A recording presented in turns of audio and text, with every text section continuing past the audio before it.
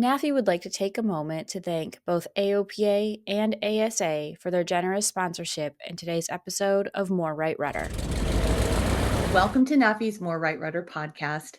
I'm Beth Stanton, NAFI's Director of Publications and Editor. This is The Writers Behind the Stories, a series where we meet some of the authors who write for Mentor Magazine. Today's guest is Cambrie Foster. Cambrie is a 19-year-old flight instructor from Salt Lake City, Utah. Cambrie created her Instagram account, Flying.Foster, which has more than 17,000 followers, to introduce women and girls to the world of aviation. Cambrie's debut mentor article, From Lifestyle to Life Mission, An Aviation Career is Born, appeared in the November-December 2024 issue of Mentor Magazine. Cambrie, welcome to the show. Thank you so much for having me on. I'm super excited to be here. Well, I'm excited to have you here too. And for the number one reason, I'll just tell people right up front. On the show and in the magazine, we have flight instructors, some with decades of experience, writing about, like, this is what I learned from being a flight instructor. Let me share it with you. So here we have Cambrie, a new flight instructor, age 19, and young flight instructors have a lot to share with the elder flight instructors. So I really kind of want to explore a little bit with you because, right now, we're in this situation in the aviation industry where we have a pilot shortage. We're trying to make more pilots. And the way we make more pilots is to teach more pilots how to fly. And so not only are we cranking out pilots, we're cranking out flight instructors. And we want to crank out good flight instructors. So I think you being so close and new to this process, I think you can really share a lot with us. So to kind of just give us a little start, Cambrie, a little bit of background, tell me just give us a quick overview of, how you got to this point right now. Right. Yeah. So I grew up a lot around aviation. My dad was a glider CFI. He, every chance he got, we were at the airport, we were at a museum, we were at a flight show. I never really loved it. I thought it was boring. I was like, oh, there's just not a place for me in aviation. I'm so young. Everyone's so much older than me. And then I got into high school, and that's when I heard about the pilot shortage. And for me, when I got into aviation, I really saw, this is so bad. I saw it as a get rich quick scheme kind of a thing. It's like, whoa, like so much money, they need pilots. So that's where it started for me. And I started my flight training in high school. It was really hard for me. As I was in high school, I was working full time. I don't think I was in it for the right reasons, which makes it a little bit harder when it's not something that you love.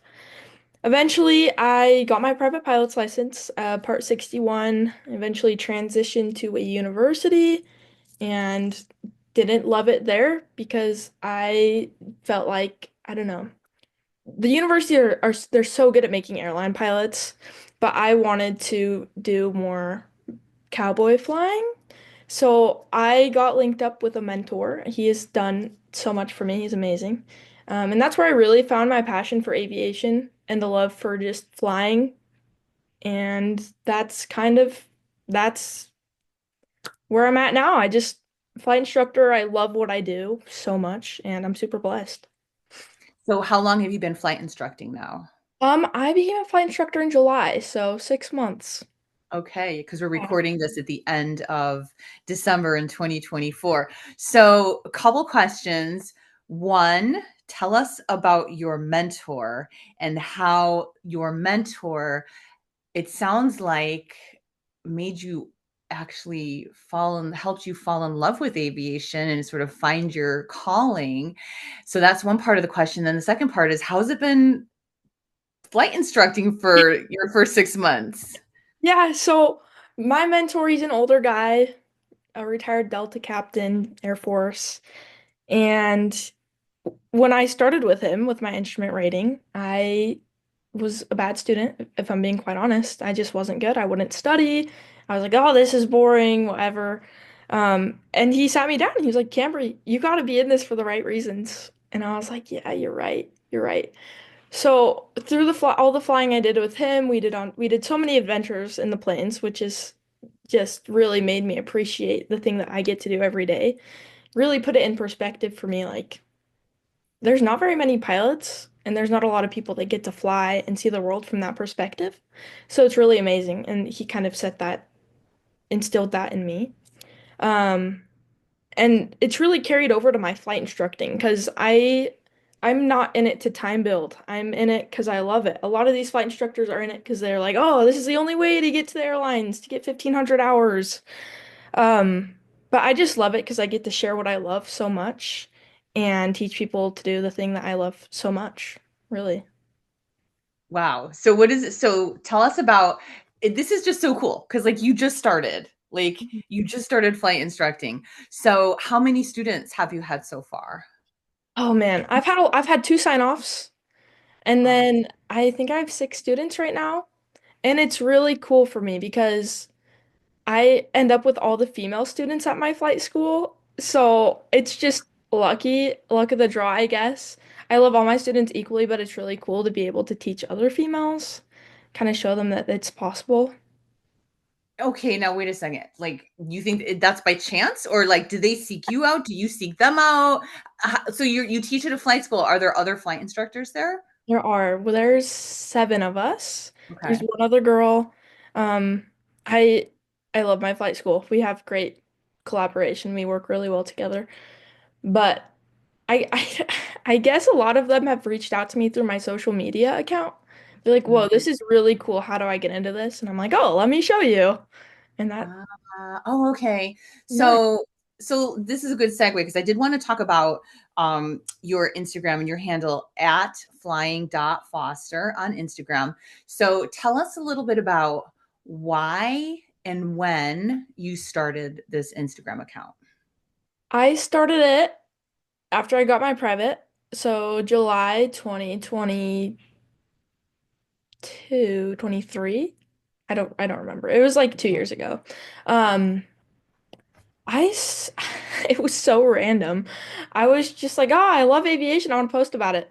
And then eventually it turned into something. I was getting a lot of positive feedback from a lot of people. They're like, oh, I didn't know I could do this. And I'm like, whoa, I didn't know there were people that didn't think they could do that. So I just realized it was having a really positive impact on the community and showing people that their goals are attainable and that they can achieve great things if they put their mind to it. So I just kind of have built off of that from there, really. But it's interesting to say that you started this and people were like, "Oh, I didn't think I could achieve this." But you just got literally done telling us that you didn't think it either when you're going with your dad to the That's so airport and you're all true. bored, right? Yeah, yeah, yeah. It's been cool to get all these messages of like, whoa, thank you so much for posting this. Like, I'm young, I'm in high school, a bunch of people that just didn't realize that they could get into it so young. Right. And I think that is, there's a time honored tradition in aviation of like, soloing on your 16th birthday. And, if you're gliders, you can solo on your 14th birthday. And then, but see, here's the thing, unless you grew up in aviation or you've been around it, you don't freaking know that. Oh, you don't know. And you walk through the airport and you're like, oh, it's a bunch of old guy pilots, which is fine, but it doesn't seem like it's made for young people, really. You go to the airport, there's not a lot of young people around, at least where I'm at. So, yeah. So I will admit I went to your Instagram account because I just wanted to like sort of lurk you and look at things Yeah. as I want to do. And I'm like, dude has 17.2 thousand followers. So you have a pretty good following. That's not bad for Yeah. sure. So how cool. That is a big reach, Cambrie. So are the students that you're teaching right now, they found you through your Instagram account, do you think? A lot of them, yeah. For Okay. it's I'd say so. And then I have a handful that were doing discovery flights through the school and they're like of that first taste of aviation, everyone's like, I gotta do this. Like, what? This is a thing? Yeah. What? Yeah. Yeah. So what has been your I want to ask you a few questions about being a CFI. And, you're just starting out in this endeavor and in this career. And I want to also ask you a question about, you're like, I'm not in it to build time. It sounds like you're in it just to fly and you're in it to teach. Tell us a little bit about that. Yeah, everyone asks, "Oh, what are you going to the airlines? What are you gonna do? What are your hours?" I'm like, I don't know what I'm gonna do. I don't know. I just really like what I'm doing right now. I love teaching. I love flying. If I'm flying, then I'm happy. And wherever the road takes me, then that's where I'll end up. I mean, I really want to go to Alaska and fly in Alaska. But that's not the airlines. Of course, eventually it'd be really cool to get there, but I'm just taking it a day at a time, and every day I'm flying, I'm happy. I love that, Cambrie. And here's the thing. I actually got into aviation. I was older than 18 years old, by the way, or 17 years old. And I didn't have an end game either. I'm just like, I want to learn how to fly because this is cool. Like, oh my God, this is a thing. And yeah, there's not that many chicks doing this, but whatever. I don't care. That wasn't even so much part of it. It was just like, I want to do this. And everyone thought I was nuts. They're like, why are you doing this? I'm like, I don't know, because I want to. And, I didn't anticipate getting into competition aerobatics. I didn't anticipate getting into aviation journalism. I didn't anticipate, oh, now I'm editor for a magazine for flight instructors. But I just went because I just wanted to do this Yeah. thing. And I really have discovered that that's where you end up in the really interesting places, and each one goes to the next, Exactly. right? And you Yeah. can't, there's nothing wrong with goal setting and having an end game, but also I think there's something really beautiful about just, I want to see what happens next. Mhm. Yeah, and of course I'm always trying to network and get places, keep progressing in my career, but I just love it. I just whatever I'm doing, if I'm flying, I'm happy. I love it. That could be sort of like the title of your book. Yeah. If I'm flying, I'm happy. Exactly. So tell me about, so on that note, again, sort of to circle back to what I with my original thought, what has it been like your first 6 months of being a flight instructor? And I want to hear what has been, and you've already touched on this, but what has been the most unexpectedly joyous part of it, or the unexpectedly like really cool part of it? And also, what has been, frankly, a challenge, if there have been any challenges? The biggest challenge is my age. People, I became a flight instructor when I was 18. Uh, I think people have a hard time taking me seriously just because it doesn't sound, I don't know. What 18-year-old can be a flight instructor? Like it doesn't seem people just don't take it seriously. So the Mhm. biggest challenge for me has been kind of making people take me seriously as a young flight instructor that's a female. That's been hard. I mean, on my social media, I have some haters that come on every now and again. They're like, I posted a video last week. I had a guy comment, "Children teaching children sounds like a great idea," and I'm like, oh. Okay. So that's the biggest challenge is people taking me seriously as a young CFI. But my favorite thing is signing people off to do their check rides and seeing how happy they are because they put in so much hard work and they finally reach the goal, the end game, and it's so challenging. Becoming a private pilot it was the hardest thing for me and I see it a lot in my students. So that first certificate is really exciting. Soloing people is the best because I think it's better than your check ride, really. It's your first step of freedom in the plane. And I really just love seeing my students' eyes light up when they understand something because I'm like, Mhm. whoa, we worked really hard for you to get here and now you're getting it. And now it's a huge light bulb moment and it's really exciting for me as a flight instructor. Well, and you're so close to what it was like for you, right? Like, you just had those moments of soloing of your check ride. So, like, you freaking remember Mhm. how impactful that was. It's not that long in the past for you. So, um, y- you know, getting my private pilot is the hardest thing I'd ever done in my life up until that point. And I always say, like, if I never flew again for the rest of my life, it would have been worth the price of admission, almost, to just realize like that I could do this thing that I didn't think I could do. Like, just like knowing that you achieved this thing that was like so hard, like that in and of itself is so cool. And to be able to be an instructor and pass that along to your students. So let me ask you a question. When you get comments like children teaching children, or you know what, I'm just going to come out here and say this right now. I think that there's a double whammy going on here for you, Cambrie, because you're female and you're young. Mhm. Okay. There's a, we like to think that as time passes, women are more visible in flight instruction, women in flight and aviation in general. But there's still an element out there of like women not being taken seriously in the industry. And we're still only about 7% of the total pilot population. Yeah, So then you have somebody who's young. So if you were a 19-year-old male, one could wonder, would your experience be different? Do you right. know what I'm saying? So again, and I'm not speaking for all individuals in the world and their judgments, but I think like being young and a female. So, what has been your mindset, or what has been your response to people saying things like that to you, Cambrie? A lot of the people that say these things aren't part of the aviation community. So I just take Mm, it to like I you can't respond you can't fight hate with hate. So I just go into it.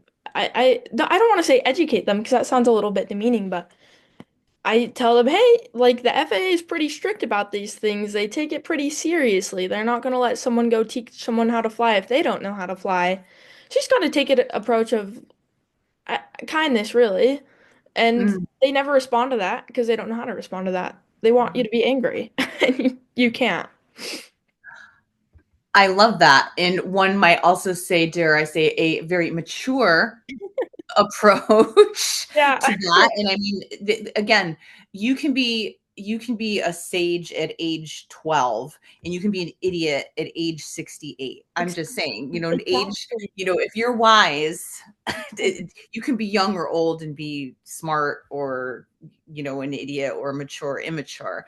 Totally. So I love that you can't go to that point.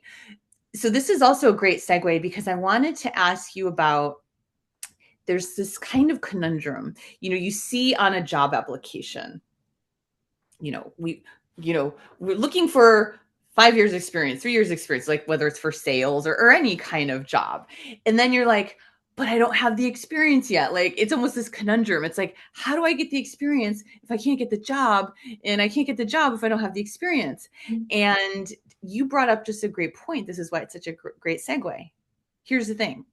When any of us start a new job, we don't have the experience, and we build the experience as we progress in the job. However, you don't start at zero. You just pointed out the FAA has pretty strict regulations Yeah. of of requirements to teach people how to fly. So tell us a little bit about, how you're starting out and how you see that your career will progress as you get. I would assume even in the students you've had so far, you've learned a bunch of things. Yeah. Right. Um, when it comes down to learning and gaining experience, I think it takes a village to Mm, become a good pilot and a good flight instructor. I could never do this on my own. I don't think anyone can do it on their own. And if they do it on their own, I don't know how great. I don't want to say they won't be a great flight instructor, a great pilot, but it takes a lot. It takes a lot of people. It takes a lot of asking people questions. It takes a lot of mentors. It takes a freaking village. That's why I keep circling back to my mentor, but I would not be where I'm at without him because he's passed on so much knowledge to me. And I feel like I'm young, but I don't have a ton of experience, but I have a lot of knowledge that's been passed down to me through mhm, someone that knows more than me. And I think that everyone should really take that approach because it's hard to get 40 years of experience when you're 19, but you can hear these stories from this guy that's had 40 years of experience, and he can tell you the lessons he's learned and what he knows and all that stuff. And it's kind of like, I think it's the quickest and the best way to gain more knowledge and experience is seeking out advice through more experienced pilots. I love that. And I'm sitting here. So this is the magazine the Cambrie's debut issue was in. And there's actually an article in this magazine called Others' Mistakes, Safety Tips Learned by Steve Rutland, who, by the way, has been doing this for more than 50 years. And his opening sentence to this article is the old saying, learning from the mistakes of others, you can't live long enough to make them all yourself, couldn't be more relevant than it is to aviation.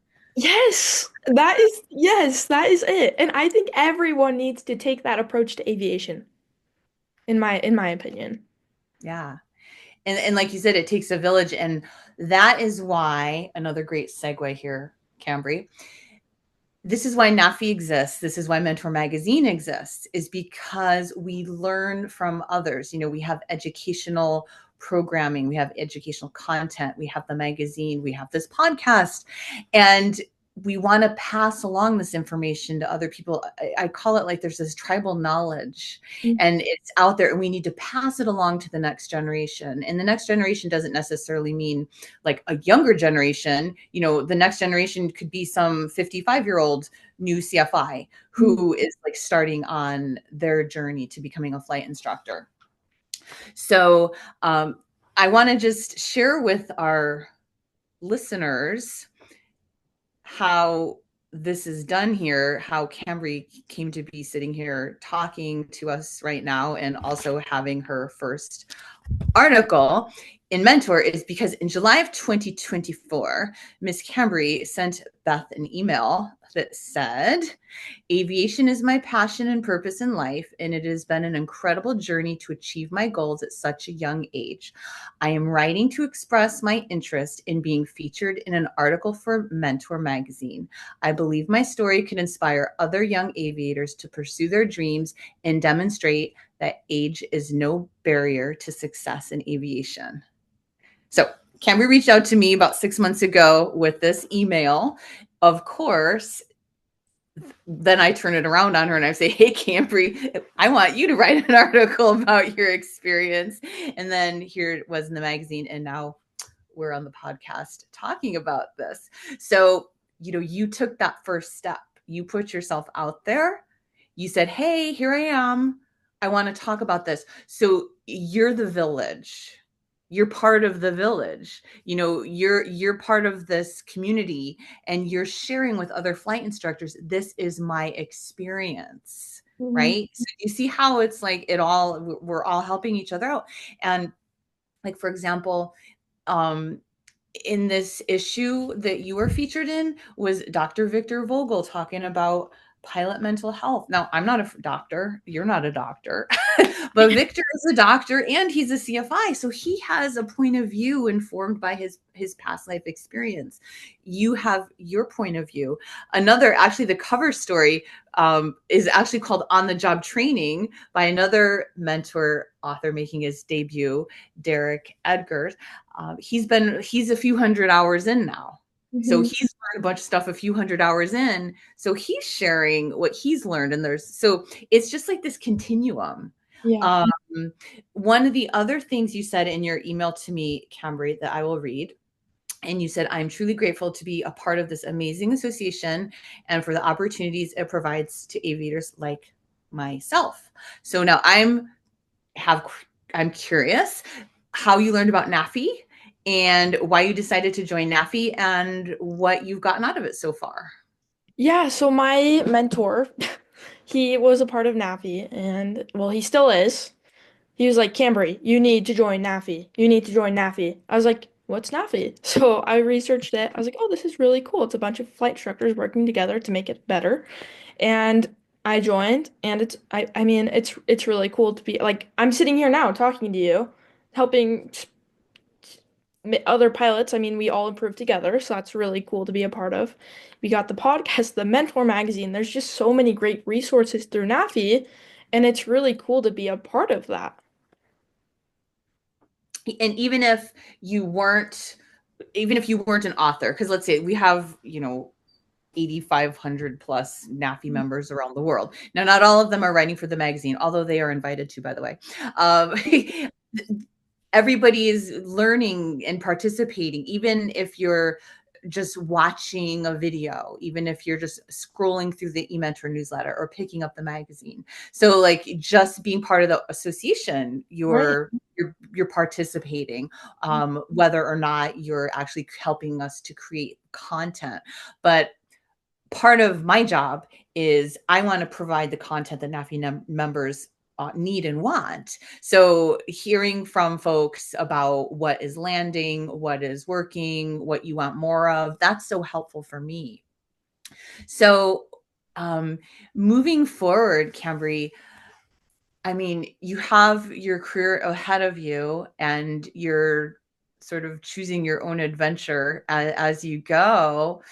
Um, what has been your favorite part of this aviation journey so far? Not just teaching necessarily, although it could be that, but just what is this whole experience, which just a few years ago sort of came on unbidden. Yeah. Yeah. It's developed a whole nother part of my personality. I used to be super type B, and I still kind of am, but it's aviation's made me more driven, and it showed me my potential and showed me that I can do hard things, even if it's the hardest thing I've ever done, I can get it done. It's just developed a whole nother part of my personality and made me a better person overall, and it's been really cool. I love that. That's the thing when who I always wonder, like, what are the hidden talents that we have inside of us that Yeah. we don't know about? Do you know what I mean? I always wonder, like, if Mozart's family never had access to musical instruments, like, what would he have done? You know what I mean? It's Exactly. it's just this one facet of life and your personality and your passion and your interest, and who knows where it's going to go next. It's just really exciting. You have a 1974 Cessna 150M. Is that correct? Yes, my So baby. tell us a little. So okay, tell us about your baby. How did this happen? Oh my gosh. I was like, how am I going to get my hours? I didn't want to be a CFI, but now I'm a CFI and I love it so much and I'm so glad I am. But I just saw this plane come up and I was like, oh, this is kind of cool. So I got it and it's just been so fun to fly around. It's so slow, but it's just so cute. And it's brought a whole nother level of freedom for me. And it's really cool to take my friends flying and my family flying and show them what I love to do and just explore. I love my plane. Victoria. She has a name. Her name's Victoria. Yes. How did she get named Victoria? Well, all planes are girls. And it's 4 Victor, but it couldn't be Victor, so it's Victoria. Ah, perfect. Love it. Well, and you've talked about wanting to fly in Alaska, and I know you have your seaplane rating Yeah. too, and you do some backcountry stuff in Utah. So tell us a little bit about this adventure flying that you're doing and that you want to do, because it sounds like that what you call cowboy flying, that part with 61 flying, that is what really ignited your passion for aviation. So tell us a little bit about what you're doing currently with this adventure flying and what you might think of doing in the future. Yeah, so through my social media, I was linked up with a guy who has a 185, and he invited me out to go relocate some dogs that needed to be rehomed. And through that, we kind of started exploring the backcountry, doing some backcountry camping, and seeing parts of this country that people can't access, really. They're really hard to get to. Really the only way you can get to it is to with a plane. So that's been cool, low level flying, stick and rudder skills. It's really developed another aspect of my flying skills, which is really cool, and I see it transfer over to my flight instructing. And then Alaska, oh my goodness. Alaska, that ignited, really, that sparked a whole new, I mean, pathway that I could go down. Um, Seaplanes are amazing. Oh, that made me a better pilot as well.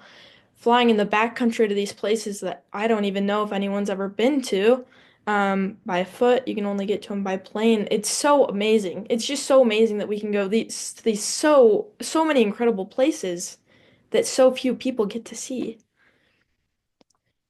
So.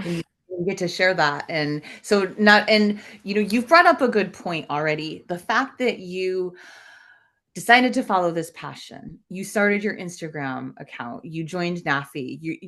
Do you see how these opportunities have unfurled because you decided to say, hey, this sounds interesting, I want to do this? And so like the fact that that gentleman reached out to you and with his 185 and you got that whole experience is because you put yourself out there and you expressed an interest. So like that's how, at least that's how I found how life works, is you find the thing that you're really excited about and you're like, hey everybody, oh my god, this thing. And then other people recognize that passion and they recognize that excitement and they want to help you. Yeah. It's that. Seriously. People, if I could say one thing, it takes a village, and put yourself out there to find that village and expand that village. Really. Yes, yes. And here's the thing. Here you are, you're on this podcast, you're a published author. No, these things, they capture notice and attention when you do these kind of things. And of course, you're not doing it for that. Obviously some people like to just, hey, look at me kind of thing. But your motivation really shines through. And when you're doing things authentically and from your heart, people want to help you, and they want it like you want to help people, and I because you see do. their eyes light Yes. up. Yeah. So it's like that saying, a rising tide lifts all ships. You know what I mean? And it's just this one big continuum. And that's why I was so excited to have you on the show, Cambrie, because I know that um, as you're starting out on this journey, who knows what you're going to be doing. And like you said, you're not even quite sure yet, but you're super excited for what's coming next. Yes. So if you had, um, what would you say to flight instructors who are just starting out? Because we do have a lot of flight instructors who are new. Not Yeah. everybody's been doing it for 50 years like Steve Right. Rutland. What would you say is the number one piece of advice for them to be the best flight instructor that they could be? Seek out people that know more than you do and challenge you and Mhm.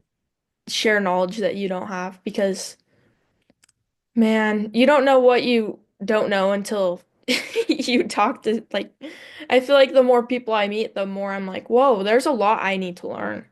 So it's super important to keep challenging yourself and finding people that challenge you and collaborating with other flight instructors and learning. And for me, that's what's made me the become the best in flight instructor I can be and continue to improve.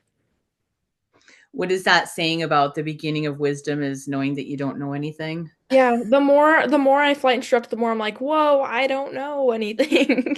And in hindsight, like I look back, I'm like, I do know a lot. I do know a lot, but there's just so much to know about aviation, and that's what's so fun about it, is there's so much to know, so much to learn, so much to do, and there's always ways to be better. Well, and I'm thinking like Tai Chi, for example, like a martial art. That you don't have any Tai Chi master who's like, okay, got it, I'm done. Yeah. Right? Like you're always learning, you're always improving. Like I'm a yoga teacher, and I say people don't say I have a yoga achievement. They say I have a yoga practice, right? Hmm. Because you're always cultivating. Yeah. You're always expanding. You're always exploring. I think anybody who thinks that they know it all and that they're done, they're just going to shrivel up and yeah, no. Yeah. Yeah. Yeah, exactly. So I'm super glad that you reached out to me, Cambrie. And by the way, Cambrie has written a second article that is going to be appearing in Mentor in 2025. And this talks more about her seaplane flying. And that is a topic I would like to explore in the magazine some more too, because that is a niche. Yeah. We have so many different niches in aviation. And in an upcoming edition of Mentor, we're going to have some glider focused stories because that's another niche. But like you said, being a seaplane pilot like taught you things that made you better, like becoming a tailwheel pilot or aerobatic pilot. You when you niche off into these things, it just overall increases your skills everywhere. Yep. So I look forward to publishing that particular article. And anything else you want to throw our way? I think just having your voice, and I have to say your voice is hilarious too. It's pretty funny. Thank you. I knew she had me at like the second line when she's just like, yeah, the old farts at the airport. I'm like, okay, this is going to be good. I love them though. I love the old farts. They're the best. Right? I know, right? I love it. Well, Cambrie, thank you so much for coming on the podcast, for sharing your stories. You're helping the village to grow in population for sure. Oh, thank you so much. It's so exciting to be on here and just keep people engaged and learning. So I'm excited. Awesome. Well, everyone, thank you so much for joining us for the Writers Behind the Stories. And I'd like to invite you to consider sharing your stories. We'll see you next time. Listeners to the More Right Rudder podcast can get $10 off their NAFI membership. Use the code POD49, POD49, at checkout at nafinet.org. This code is good for both new and renewal memberships.